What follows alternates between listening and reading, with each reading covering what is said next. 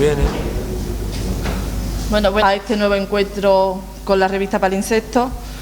Hoy, en este año conmemoramos, Fran, yo no sé si tú te has dado cuenta, pero es el 10º aniversario. Sí, sí, es verdad. El 10º aniversario de esta revista.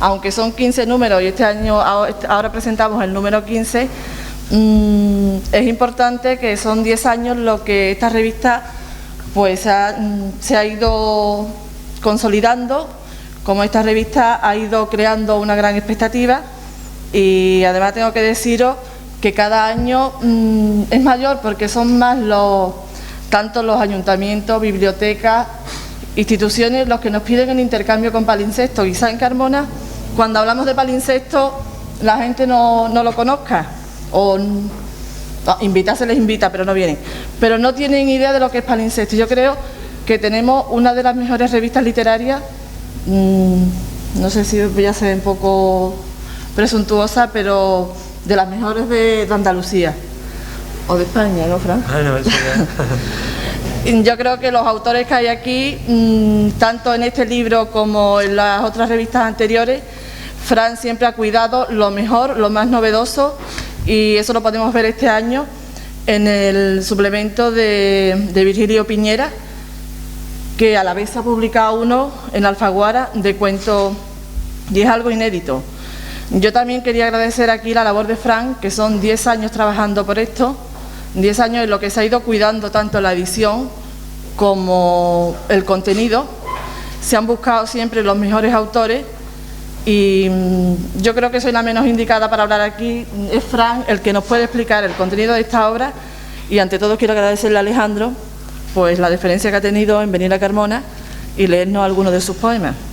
Yo creo que, Fran, que tú eres el que nos debe de complementar este. Sí, yo sí lo bueno, si breve, 2 veces bueno, ¿no? Nada, yo también naturalmente agradezco a los que habéis venido. No sé si se me oye bien. No hace falta micrófono, ¿no? O sea, La verdad que no. porque a veces a lo mejor el micrófono está molesta, no sé qué es mejor. ¿Se oye mejor así o sin micrófono? Se oye mejor así, ¿no? Bueno, pues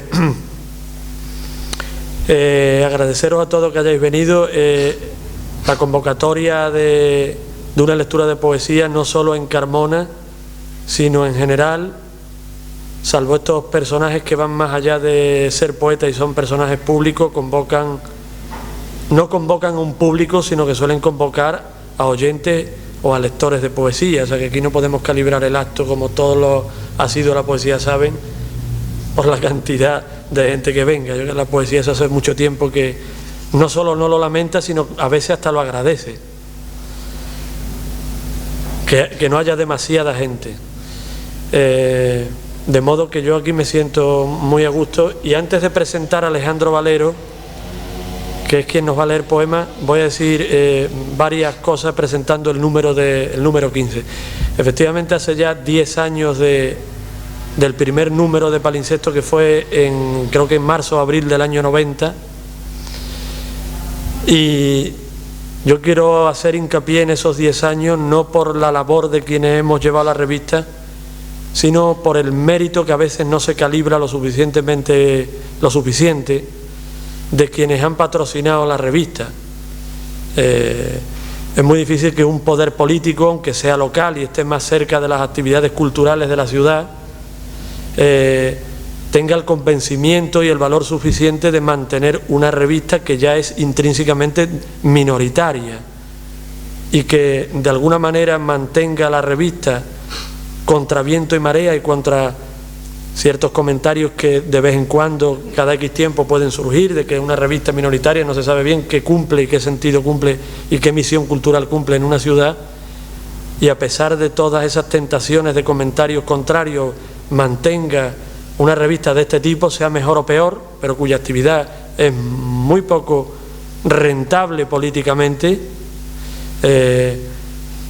Yo agradezco que ya lleve el ayuntamiento, sus distintas corporaciones, 10 años manteniéndola, particularmente los últimos años, donde yo creo que yo personalmente he sentido un respaldo mucho más evidente, y no he tenido la sensación de precariedad que he tenido otras veces de no saber si la revista continuaba o no continuaba. El hecho de yo tener una cierta seguridad de que se respalda la revista sabiendo en qué ámbito se mueve, a mí no solo me ha tranquilizado, sino que me ha dado un campo de trabajo, unas posibilidades de trabajo mucho mayor, porque he podido programar más a largo plazo y comprometer a autores que a corto plazo me hubiera resultado mucho más complicado comprometerlo, porque no mejor en 6 meses no tenía material que darte, pero si lo comprometo para 1 año y medio sí. Y de eso la revista se está beneficiando también, nos permite publicar a gente que son apetecibles publicar, pero que de un número para otro a lo mejor no puedes comprometerla, pero sí más a largo plazo, cada 2 años, y eso la revista yo creo que va a ganarlo, ¿no? Quiero también destacar un poco la mejoría del diseño. Creo que una revista de este tipo no solo se sostiene con el contenido que la revista proponga, con su rigor literario, si es que lo alcanza, sino con un rigor, con el rigor de su propuesta de diseño, que no es solamente adornar lo que hay dentro, sino montar un discurso visual que de alguna manera no corrobore lo que hay dentro, pero sí dialogue con lo que hay dentro. Y sobre todo dialogue ese discurso visual con los números anteriores, ¿no? Yo creo que afortunadamente desde hace 2 o 3 números ya, desde que entraron los diseñadores José María Sousa y Carmen Herrera, esto se está consolidando y de alguna manera no pequeña está beneficiando a la revista y a la credibilidad de la revista a la hora de decidirse a apoyarla, que parece que es poca cosa, pero no es así. En este número la revista mantiene, digamos,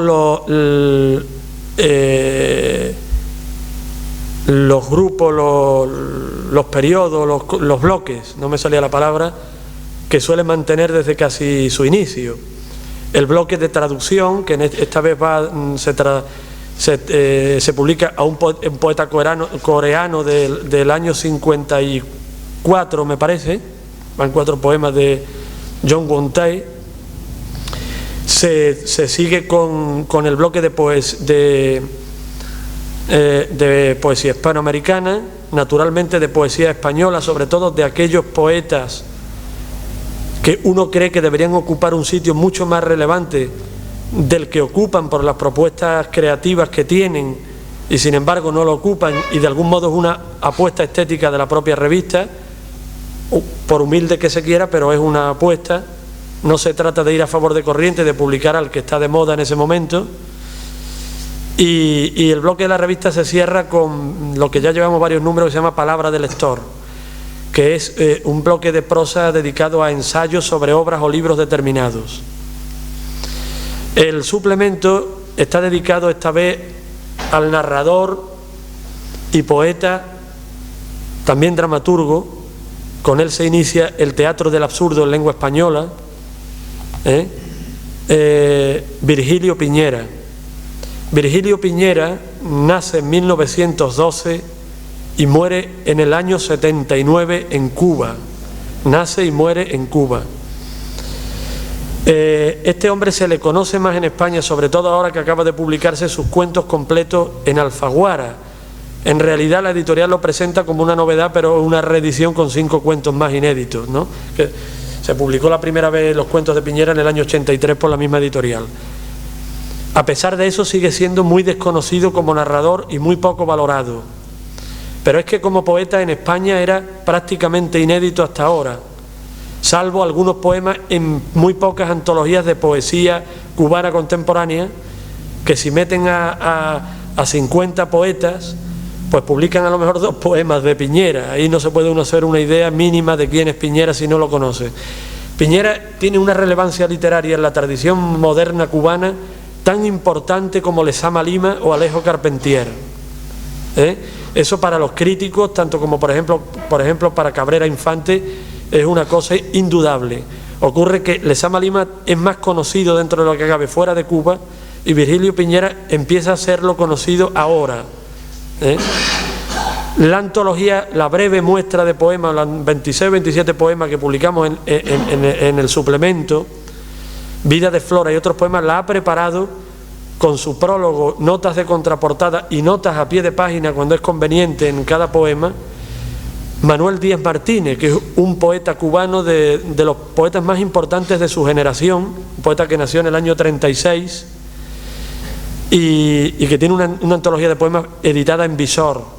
Este hombre, a propuesta de la revista, accedió a preparar una antología de Piñera porque, además de estudiarlo, lo conoció personalmente a Piñera en Cuba.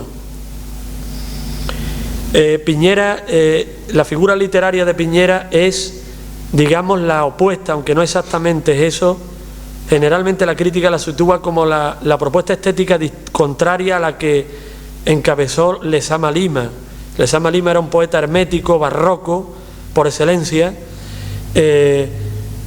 culto, con referencias culturales permanentes, incluso difíciles de encontrar y de entender.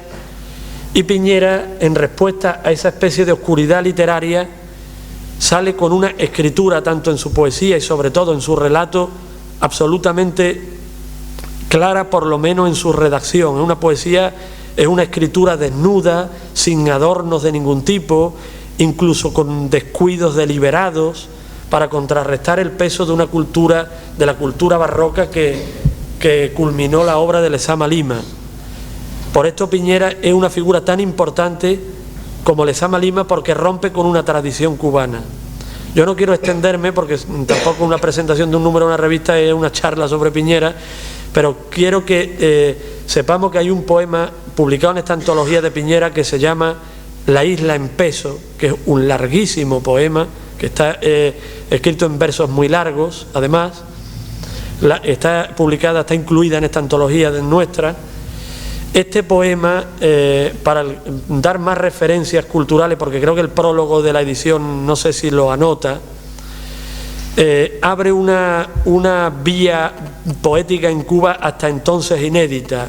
La isla en peso se publicó en el año 42 y responde a una tradición literaria que ensalzaba las cualidades paradisíacas, religiosas y mitológicas de la isla y de toda una simbología paradisíaca que conformó la isla. Eso lo formó Lezama Lima, Cintio Vitier, Eliseo Diego. ¿Qué hace Lezama Lima? En ese poema responde a todo eso y desmitifica toda esa teoría paradisíaca de la isla de Cuba. Entonces, digamos coloquialmente que se propone deliberadamente echar pestes del hecho de vivir en una isla.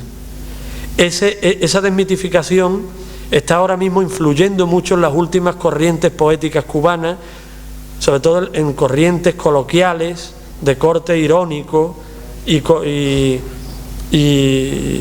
cotidiana, ¿no? Lezama Lima, por último, lo pasó muy mal en el régimen cubano de Castro. Empezó siendo un autor privilegiado porque se le respetó mucho, pero eso duró 2 o 3 años. En el año 61 o 62, por lo pronto ya en el año 74 creo que lo encerraron en un campo de concentración por homosexual. Estuvo varios años encerrado y a partir de ahí este hombre siguió escribiendo, pero los últimos 20 años de su vida prácticamente no solo no se le permitió publicar nada, sino que sus libros anteriores se los retiraron de las librerías. Y no era un autor comprometido ni a favor ni en contra del régimen. Era un autor absolutamente apolítico y una persona, dicho en su propia biografía, con muchísimo miedo, pero el caso que, aunque no estuviera a favor ni en contra del régimen, nunca escribió una línea que no estuviera en contra de su propia voluntad. Él hizo una obra literaria silenciosa, completamente apolítica, y a pesar de eso el régimen lo acorraló por completo, parece más bien por homosexual que por otra cosa. Ahora se está reivindicando la obra de Piñera prácticamente en todo el ámbito de nuestra lengua, no solo en España. En el número de la revista se publica poetas de otro cubano, 10 poemas de José Luis Blanco Garza, aquí presente, y al que quiero públicamente agradecer que haya accedido a darnos una muestra más que suficiente de su poemario Una vida cualquiera, todavía inédito. Son 10 poemas lo que publicamos de él aquí en este número, cosa que nos permite a los lectores que nos agrada su escritura crearnos un cierto clima y hacernos una idea más o menos cabal de qué tipo de discurso puede llevar este libro próximo cuando lo saque, ¿no? Y la revista se abre con poemas de Alejandro Valero, el poeta que tenemos hoy aquí, y con una entrevista que yo le he hecho a él. Yo recomiendo vivamente, para hacernos una idea mucho más cabal de la que yo ahora pueda transmitir, no solo leer los poemas, sino leer sobre todo las respuestas suyas, ¿no? Porque es toda una reflexión, digamos, casi sistemática, muy coherente y honda, extensa incluso, sobre su propio pensamiento como poeta, y nos puede dar un poco el pulso de cómo va pensando sobre su propia poesía gente de las últimas generaciones, como es Valero, que nació en el año 59, quiero recordar. La poesía de Alejandro Valero se aleja en parte de lo que por estos lares estamos acostumbrados. No es una poesía cotidiana en el sentido de que refiere la anécdota de la vivencia y transmite una vivencia más o menos directa del autor, a modo casi de diario, sino que es una poesía deliberadamente que marca una distancia con el lector, no es confesional, de manera que a veces a mí me da la impresión que no nos habla una persona, sino que nos habla una cámara, que es la que está observando lo que ocurre a su alrededor. La cámara, cuando filtra lo que va observando a su alrededor, también tiene un cerebro que medita sobre lo que la cámara refleja. Por eso la poesía de Valero puede parecer a la vez concentrada y distante. Él no nos habla de un yo personal, sino de situaciones humanas, sobre todo de situaciones él plantea relaciones de pareja, o retratos también de personas o de situaciones determinadas, y aprovechando ese aire de retrato, de discurso descriptivo, nos va llevando a su propio mundo interior, que es un mundo no digamos angustioso, pero sí pretende llevarnos a la raíz última del hombre, que es la soledad, y es el desconcierto y el desconocimiento final a que todo ser humano está abocado, por mucho que se esfuerce en pensar. Yo creo que para ver también con más claridad cuál es la poesía de Valero, creo que los poemas 4 que él nos muestra y la entrevista nos puede ayudar muy bien a entender cuál es su postura y su posición dentro de la escritura más joven en España, ¿no?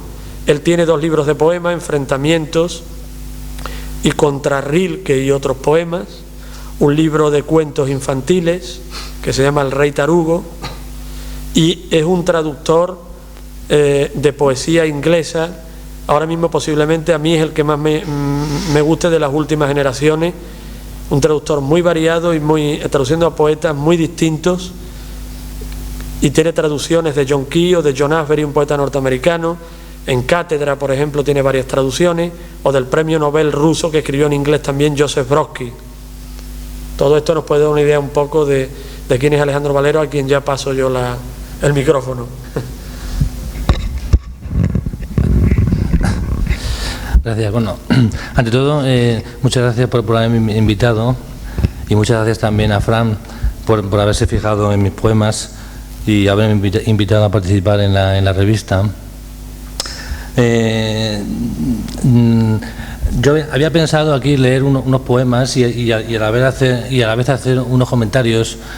Ya sabéis que la poesía no se lee como las novelas, hay que releerla muchas veces para intentar captar las cosas que puede haber en un poema.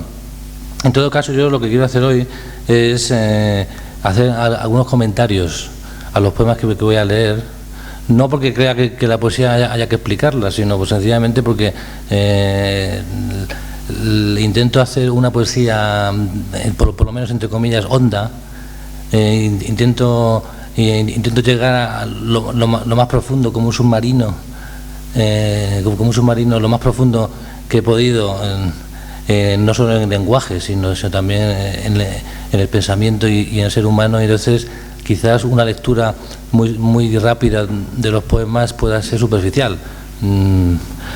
La verdad es que escribir poesía, como dice Fran, últimamente es algo minoritario, y entonces el poeta pues tiene un poco que justificarse. Entonces yo intento, en los poemas que hago, en cada uno de ellos poner todo lo que puedo.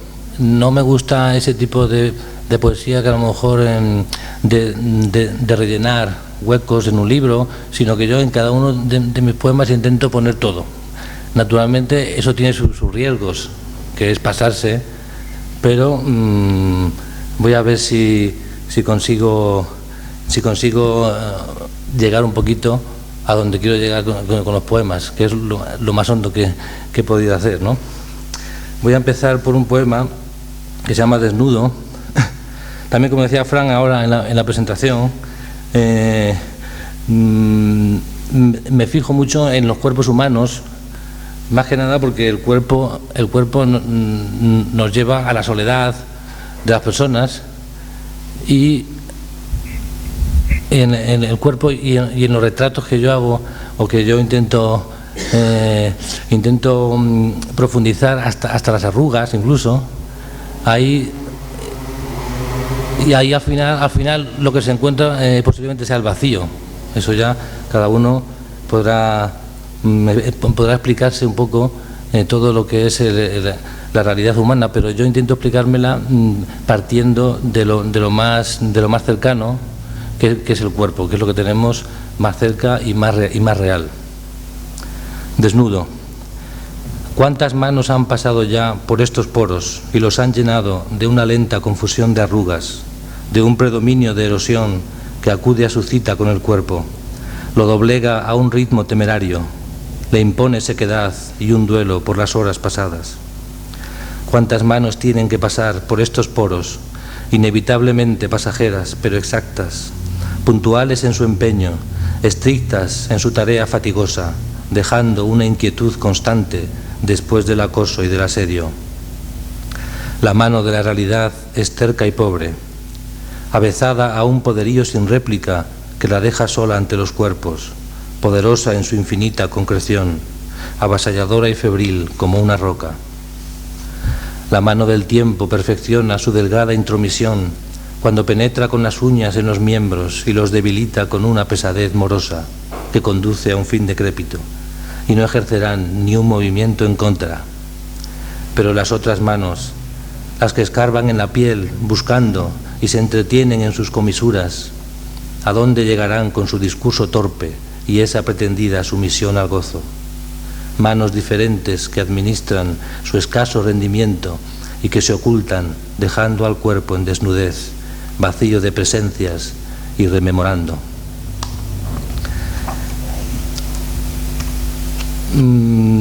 Este poema que acabo de leer y otros que voy a leer ahora tienen como protagonista, un poco casualmente supongo, a las mujeres. Yo no sé por qué, la verdad es que no solamente es por el atractivo que pueda tener para un hombre una mujer, sino que quizás este poema que he leído y este que voy a leer, que se llama Mujer peinándose, no sé si me da la sensación que al fijarme yo en los aspectos un poco más débiles del ser humano, haya caído no en el tópico de la mujer como ser débil, no al revés, sino he caído en la cuenta de que las mujeres siempre a lo largo de la historia han sufrido, quizás más que los hombres, esa idea de debilidad, pero no la han asumido como fortaleza, que yo es la idea que he querido ver expresar en los poemas. No la idea de derrota y de debilidad como un defecto, sino al contrario, realmente como la esencia del ser humano, que es realmente lo que nos hace más hombres y más mujeres, y lo que en realidad por lo que en realidad somos fuertes.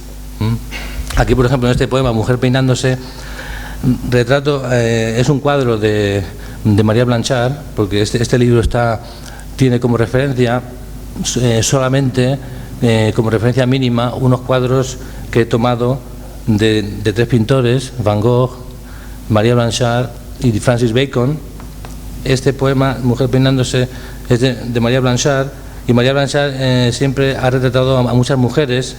En este caso es una mujer que se mira a un espejo y se da cuenta de que está sola, de que no le quiere nadie, a lo mejor, en sentido.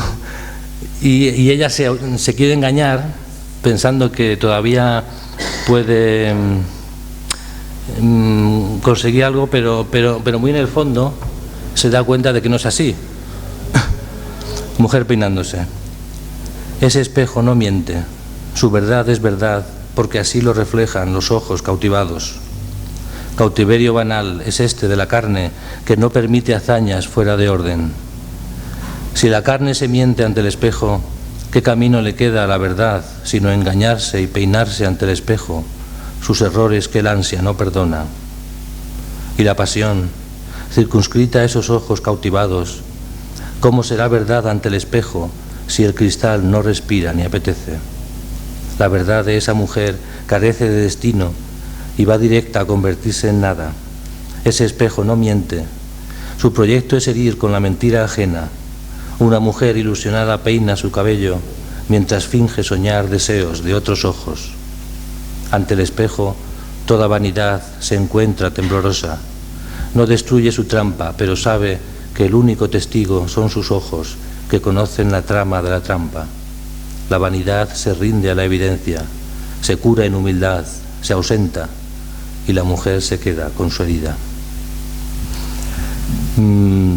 Otro poema que también tiene como protagonista una mujer, en este caso una mujer enferma, también es una referencia a un cuadro de María Blanchard, se llama La convaleciente. No hace falta explicarlo mucho tampoco, es bastante claro, y es que siempre he tenido siempre la gente cuando piensa en los seres humanos piensa generalmente en la persona sana, generalmente hombre sano, y nunca y no se piensa generalmente en lo contrario, en mujer enferma, por ejemplo. Entonces mi visión de la realidad quiere ser un poco diferente a la establecida. Y casi todos mis poemas hacen referencia a esa visión un poco apartada, distante, no solamente de las cosas, sino también apartada de la realidad oficial que se quiere que veamos, y entonces yo intento profundizar por otro lado. La convaleciente. La ventana insinúa un mundo adormecido que no pugna por entrar rompiendo los cristales, sino que los penetra con un rumor de luz que te sostiene aérea, precisa en tu existir precario, imprecisa en el vuelo que te envuelve. Duermes o meditas dulce perfección de un cuerpo que fuera otro, deseado, tuyo, cuerpo que venciera huesos y tendones, venas calladas, nervios inquietantes y derrochara imágenes felices. Duermes. Tienes en el rostro gastados los signos de la vida, palidez de niña madurada que conociera ya los símbolos del mundo y algunos componentes trágicos. Tú querrías dañar con uñas y palabras esta distorsión real de la materia y tocar otro cuerpo tuyo sin fisuras. Perderías vocación de amante si tus miembros rindieran homenaje al mármol de la estatua y carecieran de una voz dolida.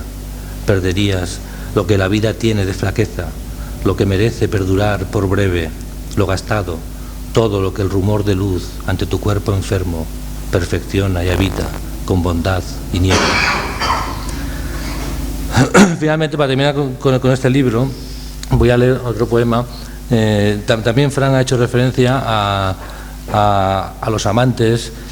En mis poemas suelo hablar también del amor bastante, lo que pasa que no me gusta hablar del amor con los tópicos de siempre, los tópicos románticos o simbólicos. Entonces, este es un cuadro, hace referencia a un cuadro de Van Gogh que se llama La siesta, que aparece un hombre y una mujer tendidos durmiendo. La siesta.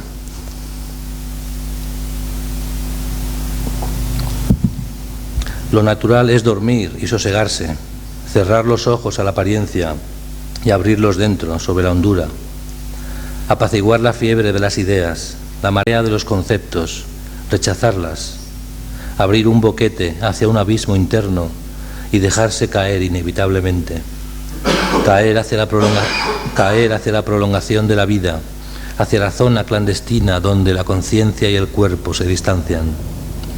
Abandonar la recogida de las mieses a una hora apropiada, cuando el cansancio desvirtúa la tarea y la envilece. Echarse encima de la tierra contemplando por unos segundos ese cielo enorme que incapacita al hombre para la revuelta, y allí negar la insistencia de las cosas, la participación de voces en el aire, la circunstancia de estos cuerpos dormidos en una escena callada, teñida por el sol. Tendidos sobre las mieses y la tierra, el hombre y la mujer descansan juntos, desprendidos del dolor, de la ignorancia, a la espera de nada, simples y concretos, focos de vida deslumbrando el paisaje, y al fondo el animal come tranquilo, junto al carro vacío de voces y de gestos, mientras el cielo muerde sus heridas, mientras el hombre y la mujer se perpetúan en esta imagen de dioses inmutables. El segundo libro que publiqué, Contra Rilke y otros poemas, tiene como distinción del primero que son poemas más literarios, si es que eso se puede decir, porque en realidad yo siempre he tenido la literatura como muy unida a la vida, pero en el primer poema en el primer libro yo me aparté de lo literario, y en el segundo he querido ensamblar lo literario con lo vital. Entonces voy a leer el primer poema, que es una introducción a lo que va a ser el libro y una introducción a lo que yo pienso sobre la poesía. Tiene el título de Provocación, y posiblemente sea eso lo que yo piense casi siempre que es la poesía: una provocación del que escribe y una provocación una provocación para el que lee también un poema. Aquí la provocación no solamente viene de fuera, sino también que viene de dentro de uno. Alguien oculto en la maleza nos tira piedras, nos insulta, desde un resquicio de dolor, más allá del ruido de palabras. Algo nos injuria desde dentro, una sospecha no cicatrizada, una mentira envuelta en sangre que derraman su veneno lento. Y la indignación nos precipita hacia un abismo externo donde desafiamos las leyes naturales con un puñado de contradicciones. De la provocación nace el poema. El poema que da título al libro, Contra Rilke, puede parecer un título un poco provocativo, espero, Contra Rilke, porque Rilke es considerado el dios de la poesía. Entonces, pues un poco decir contra Dios, contra Rilke, eso tiene muchos significados, pero el principal de ellos que yo quise expresar en este poema es contra la soledad del poeta como único punto de partida y también como único fin en la poesía. Entonces el poema dice así: no la soledad como testigo, ni la revelación como tarea, tampoco una ambición excesiva, sino un distanciamiento mutuo, algo que deje en entredicho nuestra perseverancia por la vida, que distorsione el ritmo del poema y nos mantenga al borde de la duda. No el mar con su enérgico oleaje, sus bandadas de vientos y símbolos. En todo caso, el charco que la lluvia hizo crecer y abandonó a su suerte. En él se refleja nuestro embate, parco de imágenes, seco de sentidos, pertinaz en su empeño e irrisorio tras la tormenta, cuando el sol fustiga. No una vida entera solo para el verbo, acompañados de la amiga inseparable, en busca de algo eterno o fidedigno. De vez en cuando una verdad a medias, un gesto impuro, una mentira limpia que nos retengan en el sitio amado. La vida no se sustenta en las palabras y el consuelo se gana en el silencio. El verso este de la vida no se sustenta en las palabras, tengo que decir que quizás si se puede definir, no sé si Fran está de acuerdo conmigo, si se puede definir la literatura como algo, posiblemente sea que a la vida sí la sustentan las palabras. Yo aquí he querido poner lo contrario.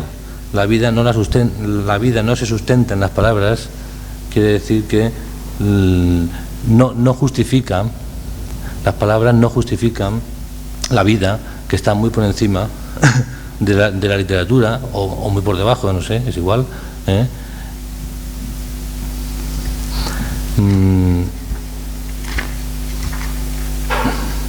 También tengo aquí algunos poemas amorosos, o entre comillas, amorosos, forcejeo. Ya dije antes que no me interesa hacer poemas de amor románticos, porque eso ya se han hecho muchos y muy buenos.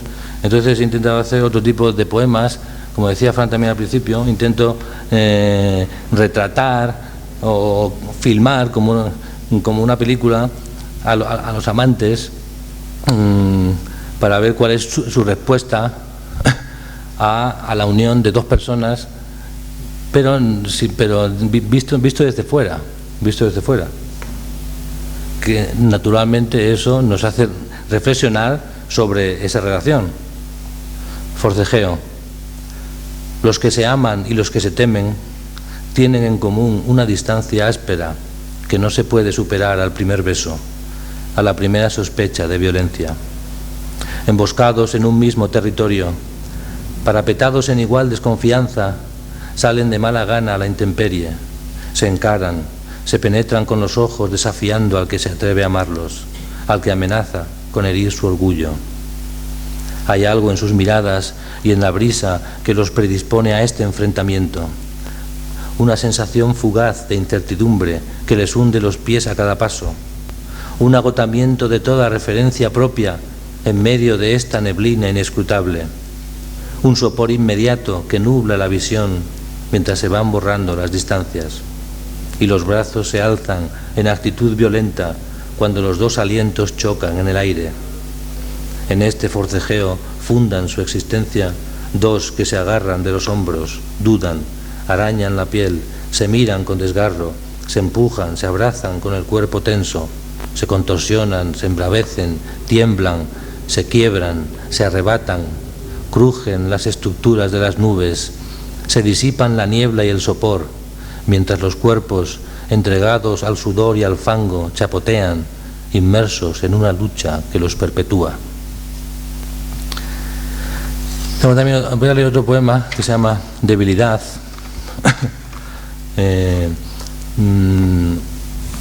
Es una palabra hacia la que tengo debilidad, la verdad, porque no hay cosa que más me fastidie que la visión del ser humano como Superman o Superwoman. Es decir, todos somos débiles y el que no quiera reconocerlo, pero para él. Entonces, también esta debilidad está presente en la relación amorosa y en ella me he fijado en contra de la poesía tradicionalmente amorosa, que se fija más en otros puntos de vista. Yo me he fijado en este, en concreto. Conforme la debilidad y su hojarasca se han ido haciendo sitio entre los muros y los enseres de esta casa inhóspita, arañando los miembros fatigados de los cuerpos, cubriendo suelos y paredes de un polvo abrumador, ella ha callado, rendida ante un ejército invisible que avanza en las tierras del abatimiento. Así este invierno seco, cuya fragilidad se oye en el canto débil de los pájaros, en el ronco crujido de los árboles que el viento vapulea con desgana y en las raíces que escarban a la búsqueda desesperada de alguna gota de agua que en este invierno sin hechura propia se echa en falta bajo un cielo desafecto. Y él, que ya se ha acostumbrado al viejo rigor de la desesperanza, observa cada día el desmantelamiento de su casa y el inútil bullir de las acciones desgastadas, todo lo que él amó y que el tiempo desvirtúa. Y en la serenidad de este sobrio paisaje ha prendido un amor que encuentra su lugar entre los tenues labios del debilitamiento. Un amor alimentado de trizas y despojos, de jirones que la vida se deja en el camino, de la resignación, la brevedad, el tedio, un amor vestido de harapos que se oculta bajo el temblor de sábanas, acurrucado en la trivialidad de un beso a medianoche, cuando el invierno apura su presencia y los dos se someten al frío de la madrugada. Para terminar, voy a leer un poema de Las Palabras. Ya he dicho que este libro también tenía mucha relación con la literatura. En algunos poemas las he entremezclado. Y en esta última parte tengo 4 poemas dedicados a la poesía. En la entrevista que me hizo Fran ya he explicado lo que pienso de la poesía y de los poetas, y no voy a hablar más del asunto. Simplemente este poema es como un flash, un reflejo así rápido de lo que yo siento cuando escribo poesía y de lo que para mí son las palabras. Algo, por supuesto, inexplicable en principio. De las palabras queda su sabor después de haberlas ingerido, un pozo levemente amargo, un eco de alguna certeza ya irreconocible. Algo irremediable se ha perdido entre tanta confusión de sílabas, como si el tren de los recuerdos y los ensueños ya se hubiera ido cuando llegas tarde a la estación arrastrando los pies y las maletas. Es una sensación de neblina en los ojos, de torpor en las manos, mientras te recuperas del tropiezo. Alguien ha venido a ayudarte, pero le insultas y le increpas. Déjame, estoy mejor así, sucio de barro, que no con ese traje de adjetivos resplandecientes que te queda grande. O aquel día después de la nevada, cuando empezó a cantar un niño y los vecinos salimos a la calle. Solo pudimos escuchar los últimos susurros antes de que el viento desperdigara aquella melodía, y nadie pudo consolarnos esa noche. Muchas gracias.